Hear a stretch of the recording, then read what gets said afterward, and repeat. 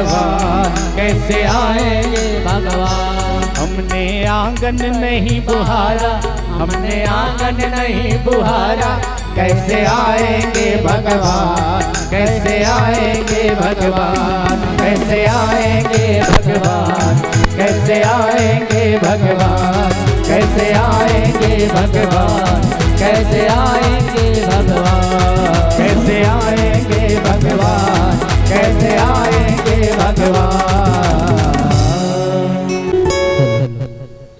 श्री बोले वृंदावन बिहारी लाल की जय हो। श्रीमद् भागवत महापुराण की जय हो। हरि ओम कृष्णाय वासुदेवाय देवकी नंदनाय च नंद गोप कुमाराय श्री गोविंदाय नमो नमः।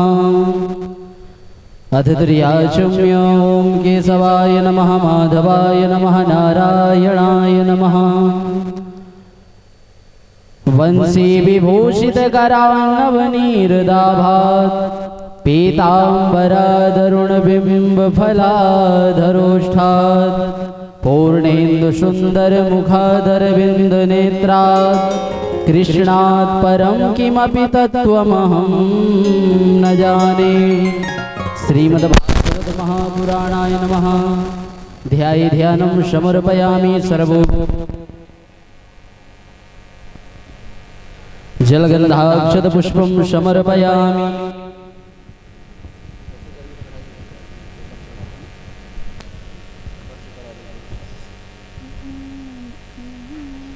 माल्यादीनि सुगन्धीनि मालत्यादीनि वै प्रभो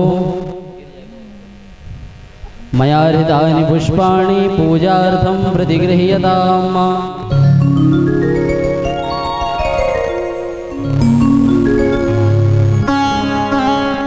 हाथ में पुष्प व्यास जी का ध्यान करें। गुरुर्ब्रह्मा गुरुर्विष्णु गुरुर्देवो महेश्वरः गुरुः साक्षात् परब्रह्म तस्मै श्री गुरुवे नमः। श्री सुखदेवाय नमः। ध्याये ध्यानं समर्पयामि।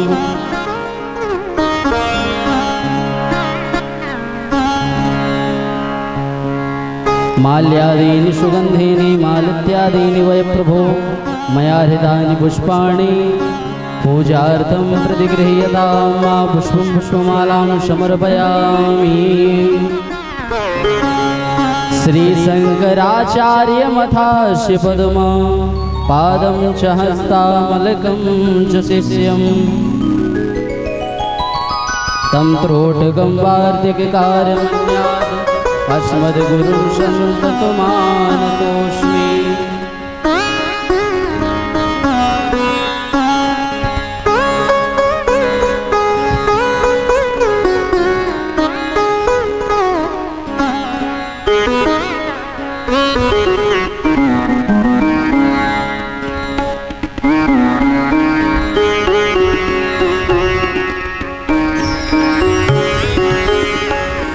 नमो ब्रह्मण्यदेवाय गो ब्राह्मण्यहिताय च जगद्धिताय कृष्णाय श्रीगोविन्दाय नमो नमः।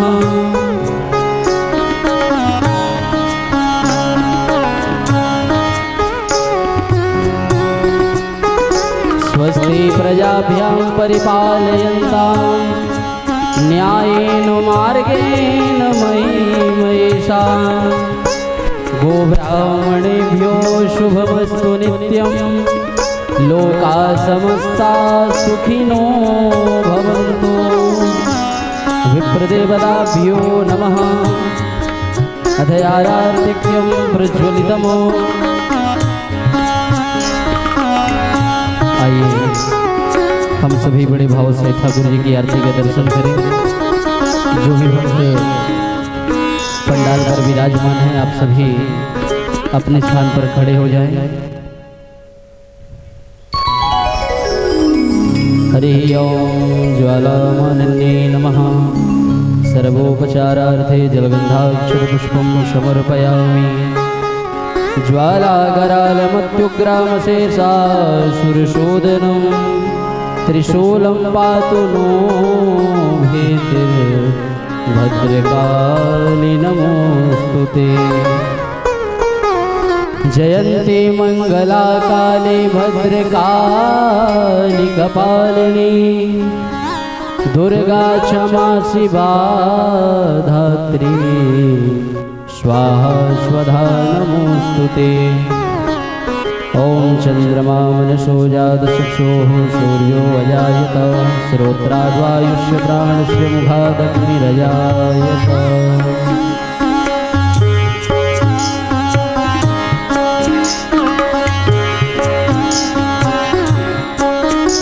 श्री बांके बिहारी तेरी आरती गाऊं। श्री बांके बिहारी तेरी आरती गाऊं। हे कुंज बिहारी तेरी आरती गाऊं। हे कुंज बिहारी तेरी आरती गाऊं। आरती गाऊं प्यारे आपको मनाऊं। आरती गाऊं प्यारे आपको मनाऊं। आपको मनाऊं प्यारे आपको रिझाऊं। आपको मनाऊं प्यारे आपको रिझाऊं। हे श्याम सुंदर तेरी आरती गाऊं। श्री बांके बिहारी तेरी आरती गाऊं। चरणों से निकली है गंगा प्यारी। चरणों से निकली है गंगा प्यारी। जिसने सारी दुनिया है तारी। जिसने सारी दुनिया है तारी। उन चरणों पे मैं शीश नवाऊं। श्री बांके बिहारी तेरी आरती गाऊं। मोर मुकुट तेरे शीश पे सोहे। मोर मुकुट तेरे शीश पे सोहे। प्यारी वंशी मेरो मन मोहे। प्यारी बंसी मेरो मन मोहे। देखी छवि मैं तो बलि बलि जाऊं। श्री बांके बिहारी तेरी आरती गाऊं। दास अनाथ के नाथ आप हैं। दास अनाथ के नाथ आप हैं।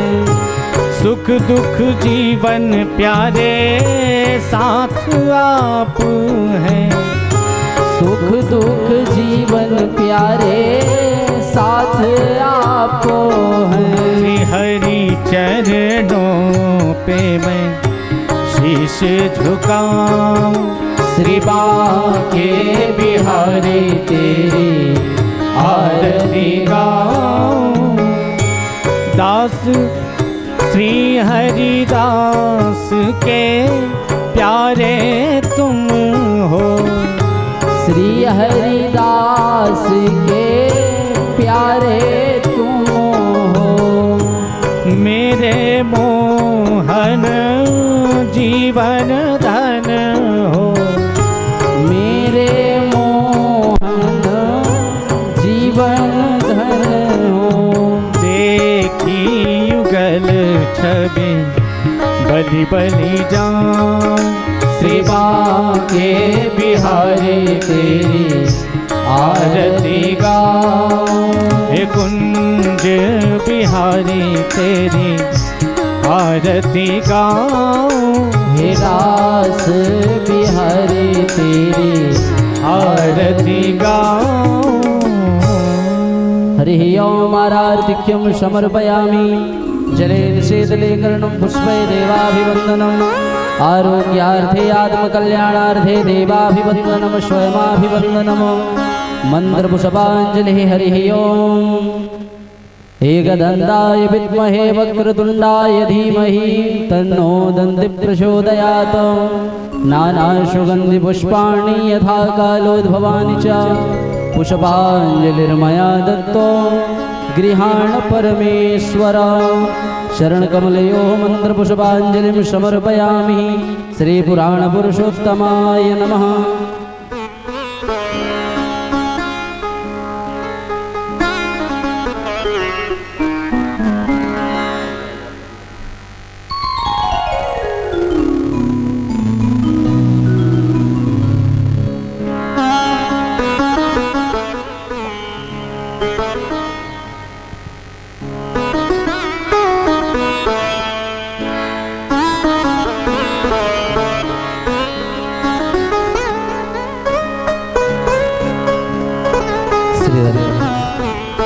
बोले वृंदावन बिहारी लाल की जय हो। श्रीमद्भागवत महापुराण की जय हो। यज्ञ नारायण भगवान की जय। श्री हनुमान जी महाराज की जय हो। सदगुरुदेव भगवान की जय हो। पूज्य व्यास जी महाराज की जय हो। जय जय श्री राधे राधेश्याम। आप सभी लोग शांति पूर्वक अपना अपना स्थान ग्रहण करें।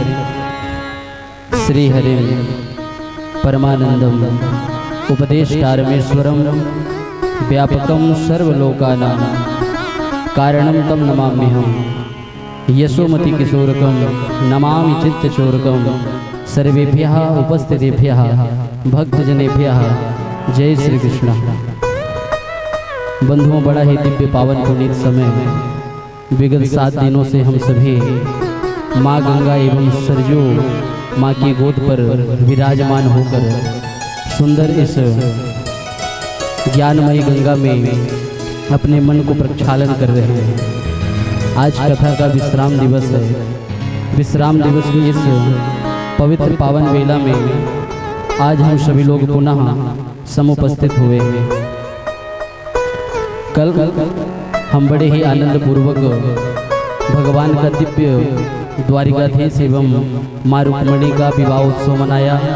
विवाह में सम्मिलित होकर अपने जीवन को आनंदमय बनाया। आइए आज की कथा में हम सभी लोग प्रवेश करें।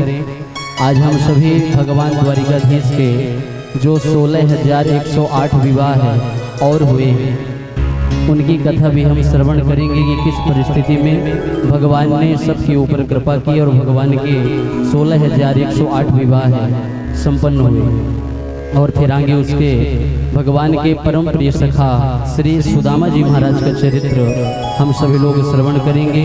और सायंकालीन वेला में हम सभी व्यास भगवान की का पूजन करके और व्यास जी की विदाई करेंगे। तो विदाई समारोह भी है।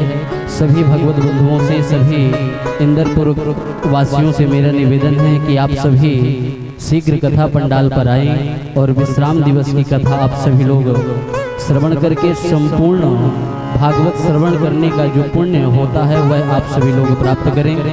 आइए हम सभी विलंब ना करते हुए पूज्य महाराज श्री के सानिध्यता पर चलें और पूज्य महाराज श्री से यही निवेदन करें कि हमें हमारे भागवत स्वरूप कान्हा का मधुर दर्शन कराएं। पूज्य महाराज श्री जी। बोल वृंदावन बिहारी लाल की जय हो। जय जय श्री राधे राधेश्याम। श्री द्वारिकाधीश भगवान की जय हो। रुक्मिणी मैया की जय हो। श्रीमद्भागवत महापुराण की जय हो। श्री हनुमान जी महाराज की जय हो। श्री सद्गुरुदेव भगवान की जय हो। शारदा मैया की जय हो। गंगा मैया की जय हो। सरजू मैया की जय हो। हर हर महादेव।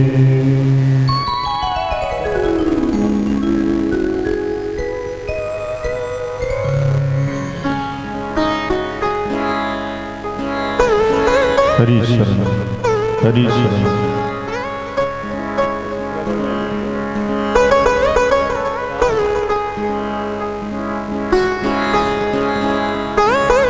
जय श्री राम जय श्री राम। श्री राम श्री राम।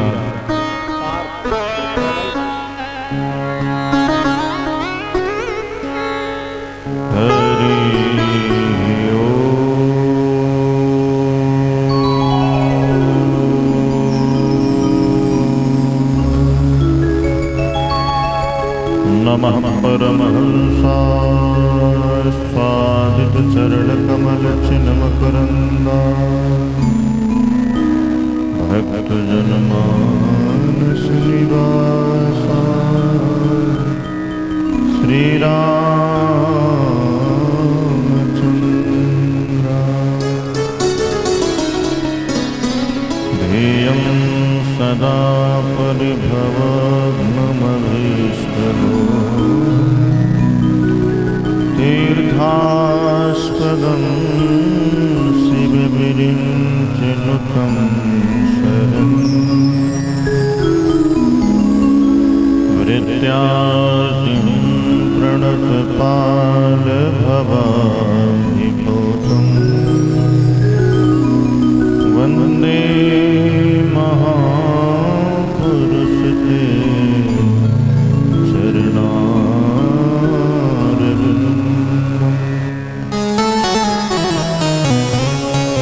वंशी विभूषित करा नवनीरदाभा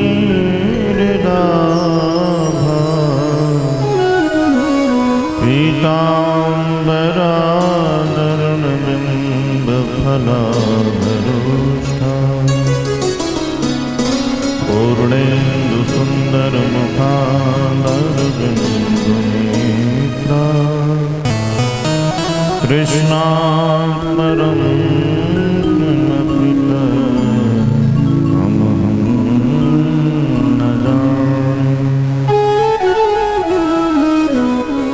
नारायणं नमस्कृत्य नरं चैव नरोत्तमं देवीं सरस्वतीं व्यासं ततो जयमुदीरये।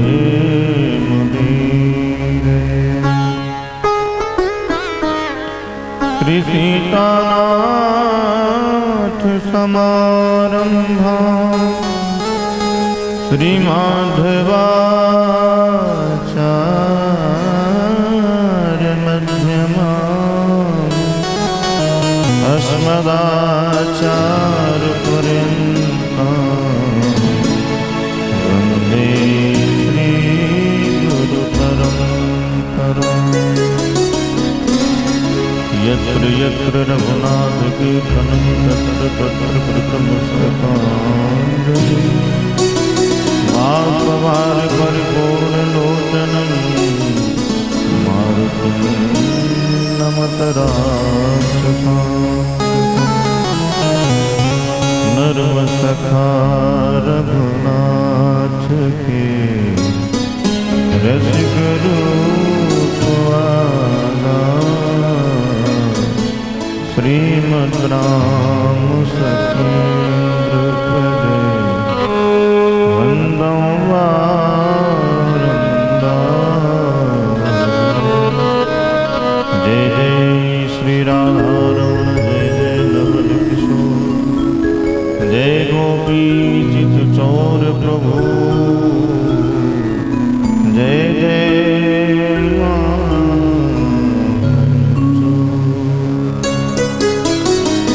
बोलिए कृष्ण कन्हैया लाल की जय हो। भज भजन बिना राख की ढेरी जीवन रैन भजन बिना तन राख की ढेरी जीवन रैन अंधेरी भजन बिना तन राख की ढेरी जीवन रैन अंधेरी भजन बिना तन राख की ढेरी जीवन रैन अंधेरी क्यों मूर्ख मन भटक रहा क्यों मूर्ख मन भटक रहा है लोभ मोह में अटक रहा है लोभ मोह में अटक रहा है भूल रहा भगवत की महिमा भूल रहा भगवत की महिमा मति मारी है तेरी जीवन रैन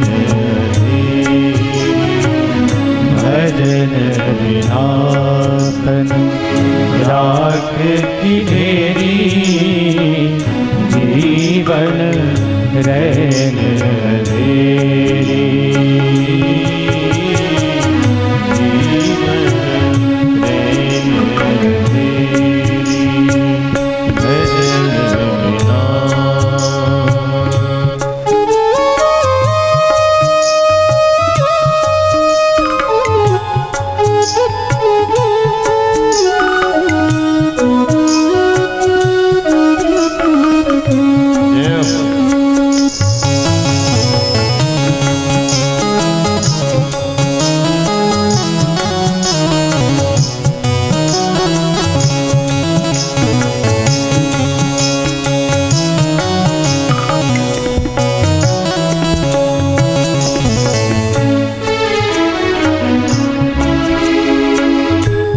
नाम मिलाता हरि से प्यार नाम मिलाता हरि से प्यारे नाम मिटाता सब अंधियारे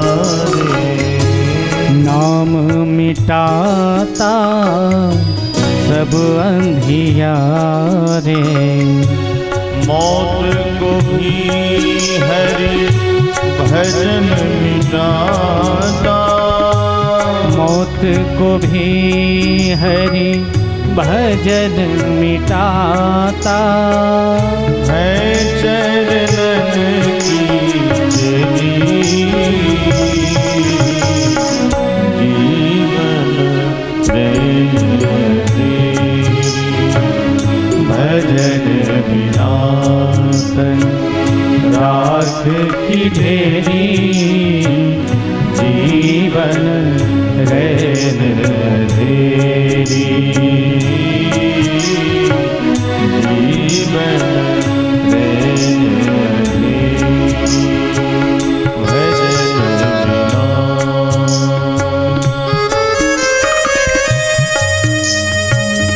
जय श्री राधे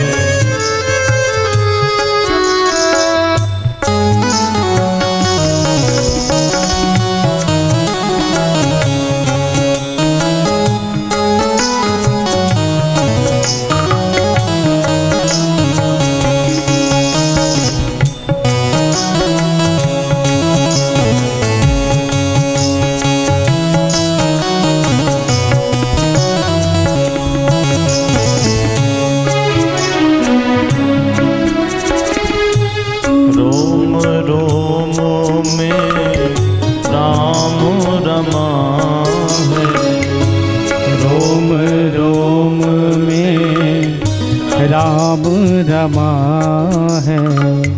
राम नाम पर जगत थमा है। राम नाम पर जगत थमा है। राम नाम कर ले मेरे भाई। राम भजन कर ले मेरे भाई। बात मान ले मेरी। जीवन प्रेम तेरी। भजन बिना तन राख की ढेरी। जीवन रैन तेरी। जीवन प्रेम तेरी। हरे कृष्णा कृष्णा कृष्णा हरे हरे।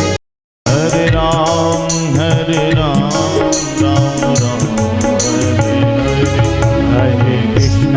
हरे कृष्णा कृष्णा कृष्णा हरे हरे। हरे राम राम राम हरे हरे। हरे कृष्णा कृष्णा कृष्णा हरे हरे। हरे राम राम राम हरे हरे।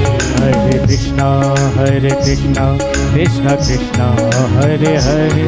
हरे राम राम राम हरे हरे। हरे कृष्णा कृष्णा कृष्णा हरे हरे। हरे राम राम राम हरे हरे। हरे कृष्णा कृष्णा कृष्णा हरे हरे। हरे राम राम राम हरे हरे। हरे कृष्णा कृष्णा कृष्णा हरे हरे। हरे राम राम राम हरे हरे। हरे कृष्णा कृष्णा हरे हरे। हरे राम राम राम हरे हरे। हरे कृष्णा कृष्णा कृष्णा हरे हरे। हरे राम राम हरे हरे।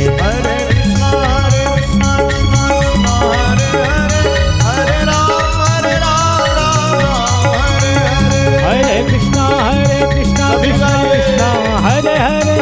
हरे राम राम राम हरे हरे। हरे कृष्णा कृष्णा कृष्णा हरे हरे।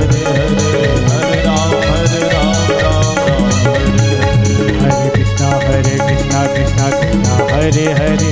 हरे राम राम राम हरे हरे। हरे कृष्णा कृष्णा कृष्णा हरे हरे। हरे राम राम राम हरे हरे। हरे कृष्णा कृष्णा कृष्णा हरे हरे। हरे राम राम राम हरे हरे। बोलिए भगवंतन भगवान की जय हो। श्रीमद् भागवत महापुराण की जय हो। श्री हनुमान जी महाराज की जय हो।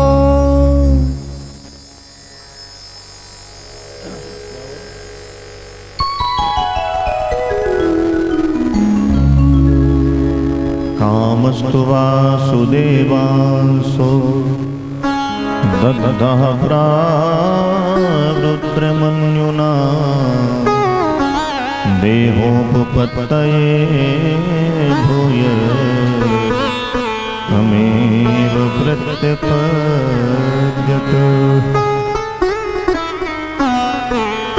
परम मंगलमय परात्पर अखिलेश्वर कारण करुणा गुरुणालय भक्तवांछा कल्पतरु प्रणित विनिंदित पीतांबरधारी श्री बांके बिहारी लाल की वांगमयी प्रतिमूर्ति शब्दमयी प्रतिमूर्ति श्रीमद् भागवत महापुराण को साष्टांग दंडवत प्रणाम। प्रातः स्मरणीय पूज्यपाद श्री सद्गुरुदेव भगवान के चरणों में प्रणाम। श्री हनुमान जी महाराज की भाव में उपस्थिति में हम सभी कथा के विश्राम दिवस में प्रवेश करने जा रहे हैं। 7 दिवस बीत गए पता नहीं चला, इसी को आनंद कहते हैं। जो हमारा 7 दिन का समय रहा ना, ये आनंद का समय रहा। और आनंद का समय कब बीत जाता है बिल्कुल पता नहीं चलता। तो भगवान की बड़ी विशेष कृपा, सुंदर हम लोगों ने सानंद सत्संग का लाभ प्राप्त किया। एक बात मैं आप लोगों से पूछना चाहूंगा, मन तो बहुत दिन से था लेकिन नहीं पूछ पा रहा था। मुझे लगा शायद आप लोगों को अच्छा न लगे, लेकिन अब 7 दिन मैंने आप लोगों को कथा सुनाई है तो अब इतना पूछने का अधिकार तो हो ही जाता है। अच्छा आप लोग जरा बताइए, जब मंदिर जाते हैं तो क्या चप्पल पहन के जाते हैं? नहीं जाते हैं। इतना तो ज्ञान है कि मंदिर में भगवान रहते हैं। अच्छा, तो मंदिर में आप चप्पल बाहर उतार देते हैं। और ये जो कथा सत्संग है 7 दिन के लिए ये भी मंदिर हो जाता है। आप लोग आते हैं ना, प्रणाम करते हैं पहले व्यासपीठ को, फिर बैठ जाते हैं अपने आसन से, तो ये भी मंदिर है 7 दिन के लिए। तो अब 7वां दिन रहा, एक आध दिन हमारे आचार्य जी ने संकेत भी किया। फिर भी मैं आप लोगों को आज बताऊं कि जब भी कथा सुनने कहीं जाएं तो स्लीपर अपनी कोने पर उतार दें। कोई ले जाएगा तो चिंता मत करिएगा, आपके पाप ही ले जाएगा। क्योंकि यहाँ पर मैट वगैरह तो बिछी हुई है, कांटे तो नहीं है, तो चप्पलें कोने में उतार करके और फिर आराम से बैठेंगे आप तो कथा में मन लगेगा, है ना। क्योंकि चप्पल जूते हम लोग पहनते रहते, रास्ते में गंदगी भी लग जाती है, तो एक कोने में उतार करके और फिर प्रेम पूर्वक बैठ करके हम लोग कथा सुने तो आनंद आएगा। क्योंकि ठाकुर जी का ये मंदिर है, सभी देवी देवताओं का आवाहन होता है और कथा का जब प्रवाह होता है तो भगवान की वाणी ही समझना चाहिए।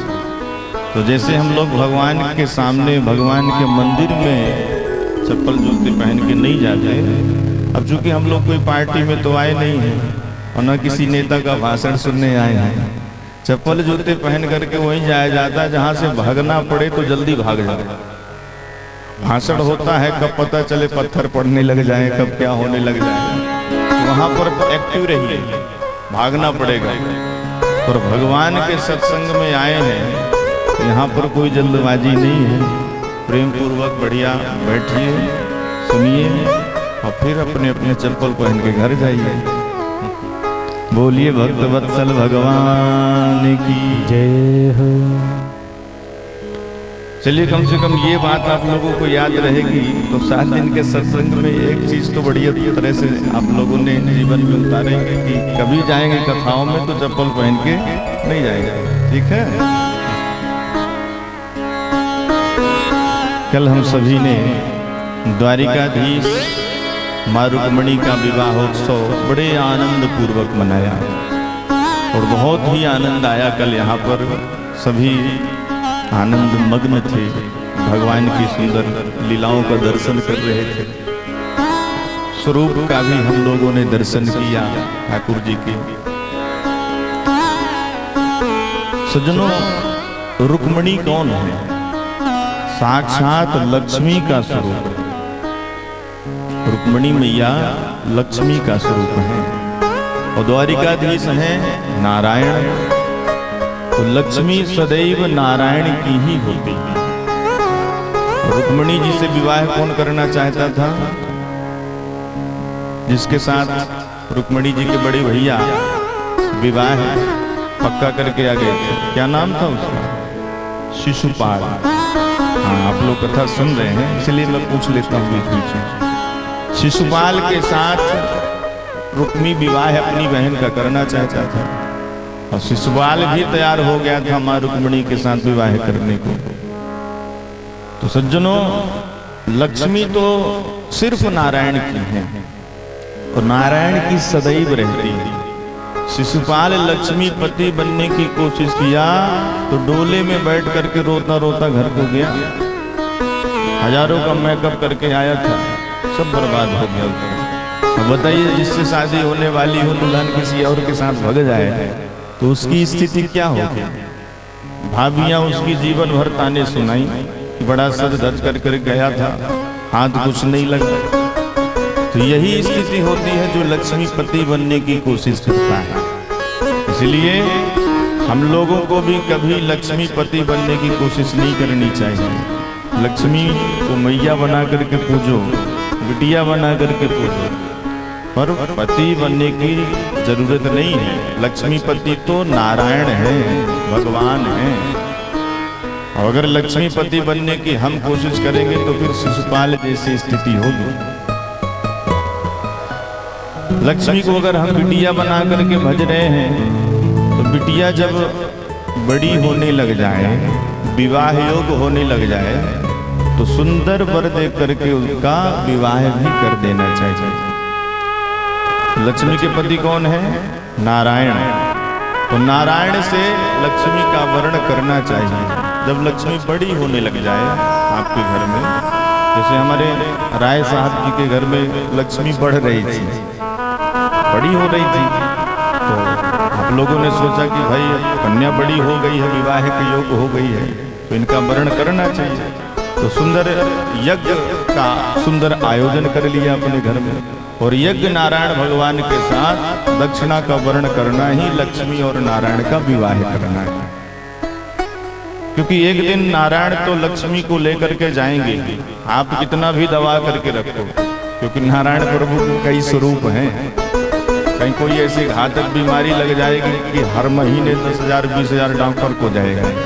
कहीं कोई ऐसे केस में फंस जाएंगे कि जाते कमीशन देना पड़ेगा। तो नारायण भगवान के कई स्वरूप हैं।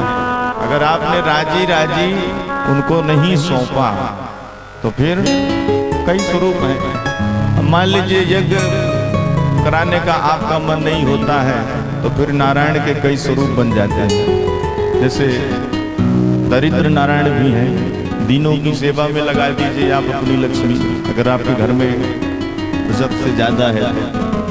या फिर कोई धर्मशाला बनवा दीजिए जिससे सबका हित हो, या किसी गरीब कन्या का विवाह कर दीजिए। तो कई स्वरूप हैं नारायण के, जहां आपकी श्रद्धा टिके वहीं पर अपनी कन्या का वर्ण कर दीजिए। वैसे हमारे शास्त्रों में धन को खर्च करने के 5 विधान बताए गए हैं। कैसे? धर्माय यशसेर्थाय कामाय स्वजनाय च पंचधा विभंजन वित्तम इहा मुत्र च मोदते। धन के 5 विभाग करिए अपनी कमाई की। मान लीजिए अगर आप महीने में 1 लाख रुपए कमाते हैं या वर्ष में, तो उसके 5 विभाग कर दीजिए। 5 विभाग 20-20 हजार 20 भाग ऐसे करके 5 विभाग करिए। तो सबसे पहला भाग कहाँ लगाना है? धर्माय, धर्म में लगाना है सबसे पहला भाग। फिर दूसरा यश से, ऐसे जगह पर लगाइए जहां पर आपका यश बढ़े। क्योंकि व्यक्ति रहे या ना रहे सज्जनों, अगर वो अच्छा काम करके गया है, उसकी कीर्ति अगर जीवित है तो व्यक्ति सदैव जीवित रहता है। जैसे कोई हमारे पूर्वज लोग तालाब खुदवा दिए, मंदिर बनवा दिए, स्कूल बनवा दिए, तो वो जो बनवाया बना करके तो चला गया, लेकिन उसका नाम सदैव चलता रहेगा, यश सदैव, कीर्ति सदैव चलती रहेगी। तो दूसरा भाग हमको यश में लगाना है। तीसरा अर्थाय, जिस धंधे से हम धन कमा रहे हैं, अर्थ जहाँ से हमको प्राप्त हो रहा है, वहाँ भी एक भाग लगाना चाहिए। अब ऐसा नहीं कि सब दाने में लगा दो तो पूंजी समाप्त हो जाए, फिर कहाँ से आएगा धन। तो एक भाग अर्थ में लगाना चाहिए। तो 3 हो गए। चौथा भाग काम आए, अपने उपभोग में भी लगाना चाहिए। अपने शरीर पर भी ध्यान देना है, शरीर स्वस्थ मस्त बना रहे, परिवार पर, बच्चों पर। तो एक भाग अपने घर में लगाना है। और 5वां भाग स्वजनाय, जैसे हमारे रिश्तेदार हैं, कोई जिसकी को कभी कोई आवश्यकता पड़ जाए, जरूरत पड़ जाए, तो एक भाग उनके लिए भी बचा के रखना चाहिए। ठाकुर जी ने अगर हमको संपन्न बनाया है तो कभी भी हमारे परिवार में, स्वजन में, रिश्तेदार में किसी को अचानक कोई आवश्यकता पड़ जाए तो उसको काम चलाना चाहिए। और ध्यान रखिए उसको उतना ही देना चाहिए ताकि वो वापस ना भी कर पाए तो आपको ज्यादा परेशानी ना हो। बहुत सारा धन भी किसी को नहीं देना चाहिए, उतना ही दीजिए जितना काम उसका चल जाए और वो बाद में ना भी लौटाए तो आपको दिक्कत ना हो। तो ऐसे धन को 5 भागों में बांट करके जो कोई उपभोग करता है तो यहाँ मूत्र चमोदते, यहाँ भी उसका कल्याण होता है और वहाँ भी उसका कल्याण होता है। इस प्रकार से धन खर्च करने का विधान शास्त्रों में हमारे बताया गया है। और वैसे तो धन की 3 ही गतियां होती हैं सज्जनों, दान, भोग और तीसरी गति है नाश। या कि बढ़िया दान करिए, ये सबसे श्रेष्ठ गति बताई गई है। दान करने से धन पवित्र होता है। दूसरी गति बताई गई है उपभोग, उसका उपभोग करिए। और तीसरी गति है नाश। अगर उपभोग नहीं करेंगे, दान नहीं करेंगे तो फिर उसको नाश होना ही है। गड़ा करके जाओगे, बिच्छी सांप बन करके वहीं आकर के बैठोगे। इससे अच्छा है कि उपभोग कर लो या फिर दान कर लो। तो 2 गति सर्वश्रेष्ठ मानी गई है। श्री रुक्मणी माँ का विवाह हुआ भगवान के साथ और समय बीता तो माता रुक्मणी ने सुंदर एक बालक को जन्म दिया जिसका नाम पड़ा प्रद्युम्न। लेकिन एक संबरासुर नाम का दैत्य था जिसको किसी ने बता दिया था कि तुम्हारी मृत्यु श्री कृष्ण के प्रथम पुत्र के साथ होगी। तो स्त्री का रूप बनाया, मायावी तो था ही, और प्रसूतिका ग्रह से ही भगवान के बालक को चुरा करके ले आया और समुद्र में फेंक दिया। इसको लगा मर जाएगा और जिसके रक्षक भगवान हो उसका बाल मां का हो ही नहीं सकता। एक मछली ने उस बालक को निगल लिया। उस मछली को किसी मछुआरे ने पकड़ा, जब पेट फाड़ा तो एक बालक निकला, ले जाकर के राजा को दे दिया। महाराज मैंने एक बालक प्राप्त किया है। राजा बिना देखे ही कह दिया कि हमारे यहाँ जो भोजन बनाने का काम करती है मायावती, इस बालक को उसी को ले जाकर के दे दे। मायावती बालक की सेवा करने लग गई। एक दिन नारद जी आए। नारद जी ने कहा कि देवी इस बालक को पहचानती हो? देवी ने कहा महाराज मैं तो नहीं जानती, कौन है? नारद जी ने कहा ये तुम्हारा पति है। मायावती ने कहा महाराज जी क्या कह रहे हो, मेरी गोद में है, मेरा पति है। बोले हाँ, याद करो जब तुम्हारे पति कामदेव भोलेनाथ की तपस्या भंग करने के लिए गए थे तो भोले बाबा ने तुम्हारे पति को भस्म कर दिया था।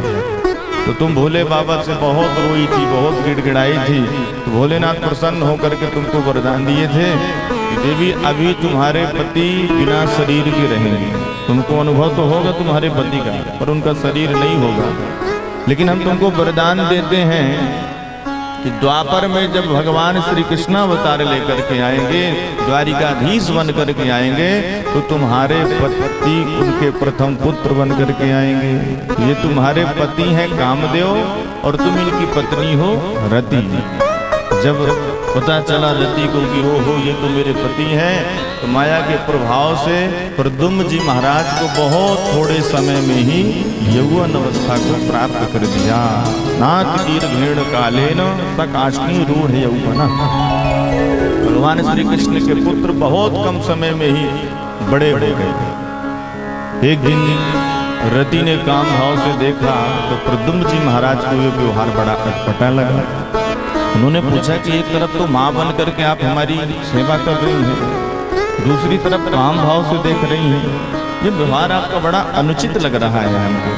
तब रति ने बताया महाराज आप भी चक्कर में पड़ गए।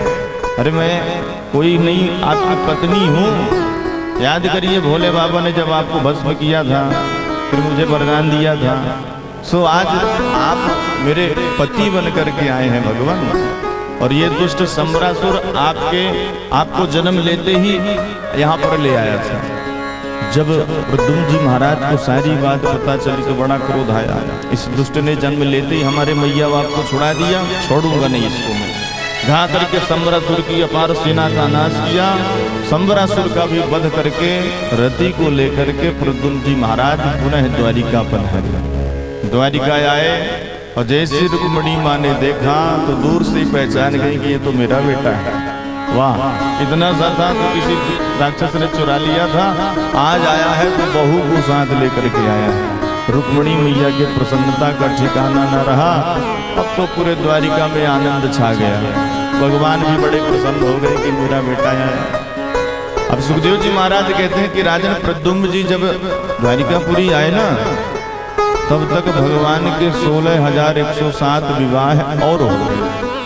अब परीक्षित ने पूछा, महाराज इतने सारे विवाह, इतनी कन्याएं कहाँ मिल गई? तो सुखदेव जी महाराज वर्णन करते हैं, 17 सूर्यो भक्तस्य परमः सखा प्रीतस्तस्मै मणिप्रादा सूर्यस्तुष्टः शमन्तकम्। राजन, द्वारिकापुरी में एक सत्राजित नाम के राजा रहते थे, जिनके पास एक मणि थी। उस मणि का नाम था सिमंतक मणि। उस मणि की विशेषता थी कि दिन में 8 भार सोना दिया करती थी। 8 भार सोना का मतलब समझ रहे हैं? लगभग 20 तोला। इतना धन उस मणि से प्राप्त होता था। एक दिन उस मणि को गले पर धारण करके सत्राजित भगवान की सुधर्मा सभा में आए। चारों तरफ प्रकाश ही प्रकाश दिखाई दे रहा था। भगवान के मंत्रियों को जब पता लगा कि ये मणि बड़ी चमत्कारी है, इससे 8 बार सोना मिलता है, तो सत्राजित से कहा कि देखो भैया, इतना ज्यादा धन अपने घर में रखना ठीक नहीं है। किसी को पता लगेगा तो धन भी ले जाएगा, तुम्हें भी मार देगा। एक काम करो, इस मणि को हमारे द्वारिकाधीश के खजाने में जमा करो, ताकि प्रजा का हित होता रहेगा। इससे कभी दुर्भिक्ष काल पड़ता है तो उस धन से प्रजा का हित होगा। लेकिन सत्राजित ने एक टूक मना कर दिया, अरे हमने तपस्या करके मणि प्राप्त की, तुम्हारे राजा को क्यों दें?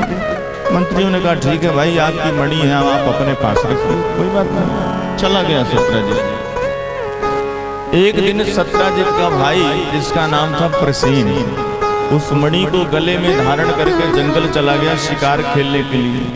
एक सिंह के द्वारा मारा गया और उस मणि को सिंह ने छीन लिया। एक जंगल में भालू रहता था, रीछ। उसने देखा कि शेर के हाथ में कोई चमकीला पत्थर है, तो शेर को मार करके उस पत्थर को उसने ले लिया और अपनी बेटी को दे दिया खेलने के लिए। अब जब 2-4 दिन व्यतीत हो गए, सब प्रसेन लौट करके नहीं आया, तो सत्राजित को चिंता होने लग गई, मेरा भैया नहीं आया। मणि को गले में पहन करके गया था, लगता है किसी ने मरवा दिया मेरे भाई को और मणि छीन ली। कहीं ऐसा तो नहीं कि द्वारिकाधीश ने मेरे भाई को मरवा दिया हो? अभी कुछ दिन पहले ही तो उसके मंत्री मेरे से मणि मांग रहे थे। अरे भैया, धन के लिए, पैसे के लिए भाई भाई का गला रेत देते हैं लोग। हो सकता है द्वारिकाधीश ने ही ऐसा कुछ किया।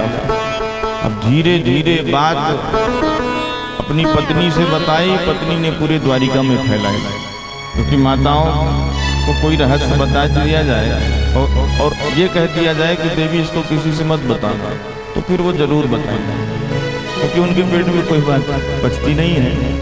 तो धीरे धीरे करके पूरे द्वारिका में बात फैल गई। कर्णे कर्णे जपत जना। जब द्वारिकाधीश के कानों तक पहुंची तो भगवान ने सोचा, बताओ, हमें बड़ा जोरदार कलंक लगाया लोगों ने। अरे हमको चोरी का कलंक लग गया।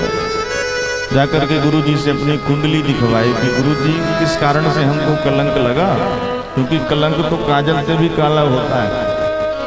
तो गुरुजी ने बताया कि श्री कृष्ण, आपने भादों के 14 का चंद्रमा देख लिया है, और जो कोई भाद्रपद के 14 के चंद्रमा का दर्शन करता है उसको अवश्य कलंक लगता है। मान लीजिए धोखे से देख लिया जाए, फिर इसी से सिमंतक मणि की कथा को सुनना चाहिए, तभी इसका दोष मिटता है। भगवान द्वारिकापुरी के कुछ लोगों को लेकर के जंगल पहुंचे। देखा कि प्रसेन की लाश मरी पड़ी हुई है। सैनिकों ने तलाशी ली पर मणि कहीं दिखी नहीं। कुछ आगे बढ़े तो सिंह मरा पड़ा हुआ है, और कुछ आगे गए तो एक रीछ के पैर बने हुए थे। पग चिन्हों को देखते देखते भगवान रीछ के गुफा में प्रवेश कर गए। उस मणि को लेकर के उसकी बेटी खेल रही थी। भगवान मणि देखते ही पहचान गए कि मणि तो यही है भाई।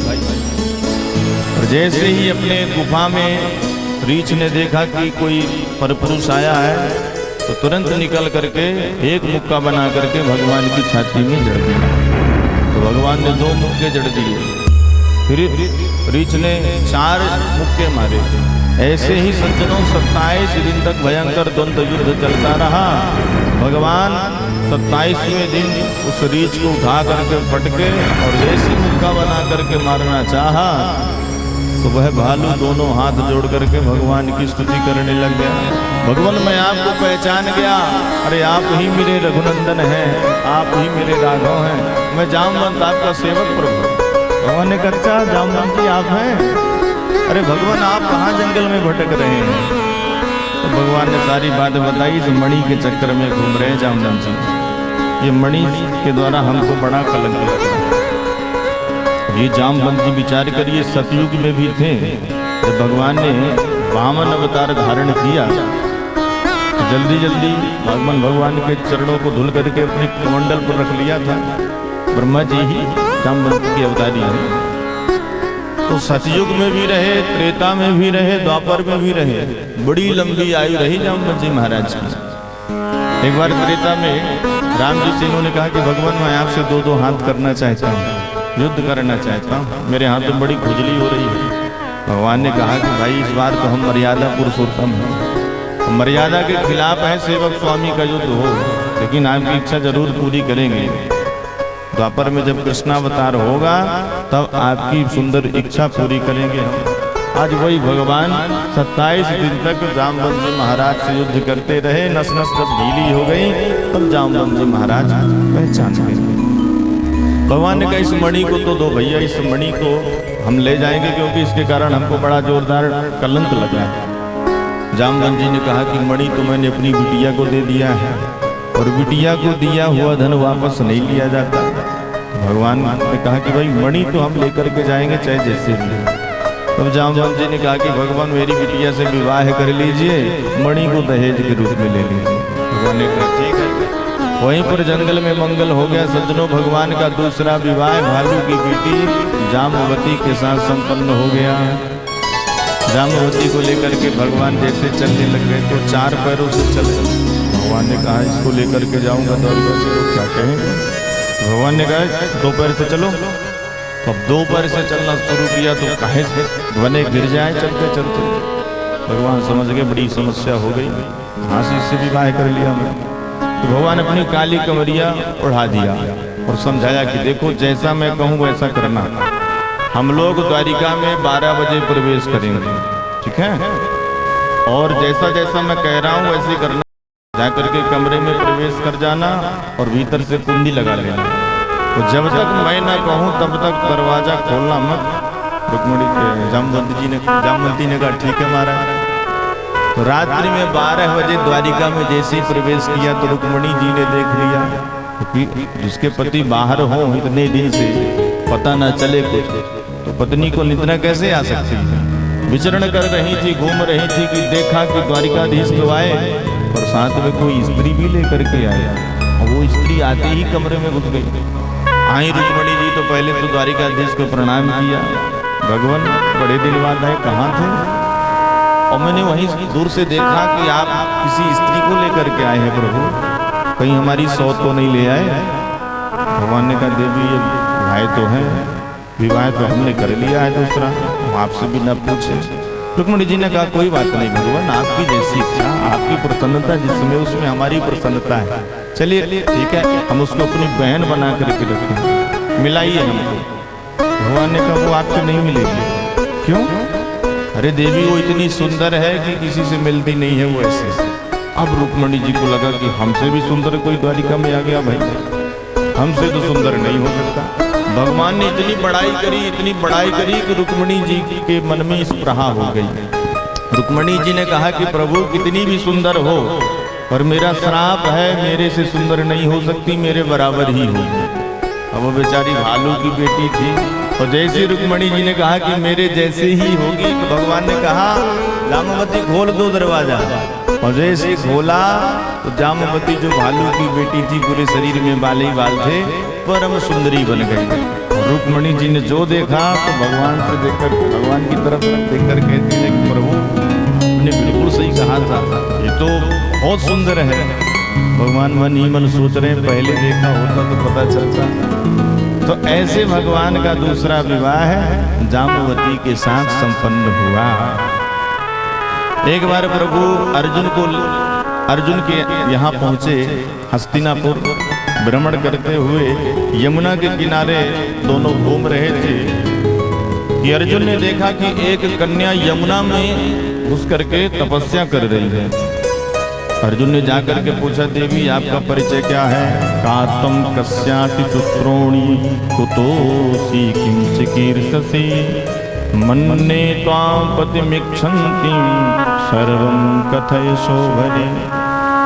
और किसके लिए तू तपस्या कर रही हो देवी? क्या परिचय है तुम्हारा, क्या नाम है? तब उस कन्या ने अपना परिचय बताया।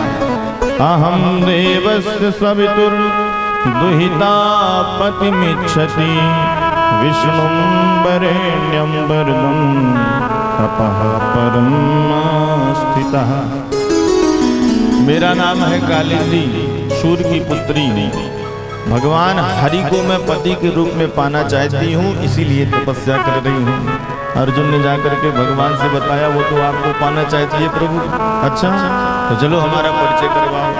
अर्जुन ने परिचय करवाया, मंत्र पढ़ दिया, पाणी ग्रहण हो गया। तो भगवान का तीसरा विवाह संपन्न हो गया सूर्य की पुत्री कालिंदी के साथ। अब उज्जैन के एक राजा थे, दो भाई थे, नाम था विंद और अरविंद, जिनकी बहन का नाम था मित्र वृंदा। मित्र वृंदा भगवान के बारे में बहुत सुना था और हमेशा प्रभु की ही माला जपती रहती थी, जैसे रुक्मिणी मैया। और अपने मन में भगवान की छवि बैठा ली थी कि विवाह करूंगी तो इन्हीं के साथ करूंगी। लेकिन भाई लोग चाहते थे कि दुर्योधन से विवाह हो, भगवान के साथ नहीं करना चाहते थे क्योंकि दुर्योधन मित्र था। अब उस जमाने में स्वयंवर हुआ करता था, कन्या जिसको चाहे उसको अपना वर चुन सकती थी। राजा महाराजाओं के यहाँ ऐसा चलता था। अब वहां पर स्वयंवर में राजा महाराजा ही आते थे। तो दोनों भाइयों ने स्वयंवर किया और बहन जी से बताया कि देखो बहन जी, स्वयंवर तो हम कर रहे हैं और माला दुर्योधन के गले में ही पड़नी चाहिए। मित्र वृंदा ने कहा ठीक है भैया। स्वयंवर हुआ, उस स्वयंवर में द्वारिकाधीश भी आए और जैसे ही पहले ही मित्र वृंदा ने द्वारिकाधीश को देखा तो भाइयों से